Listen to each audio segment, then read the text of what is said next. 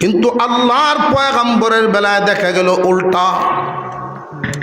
আপন চাচি নবীজির বিরুদ্ধে গিয়া মানুষের বাড়ি বাড়ি গিয়া করে, মক্কার নেতারা মানুষের বাড়ি বাড়ি গিয়া দোকানের সামনে গিয়া এলান করে আর বলে, খবর রাখনি, তোমরা শুনছনি? বলে কি? আল্লাহ মুহাম্মদকে ভুলে গেছে, তার প্রতি নারাজ হয়ে গেছে। আর জোরে কন্যা না, আল্লাহ মুহাম্মদকে ভুলে গেছে এবং মুহাম্মাদের প্রতি আল্লাহ নারাজ হয়ে গেছে। আসমান থেকে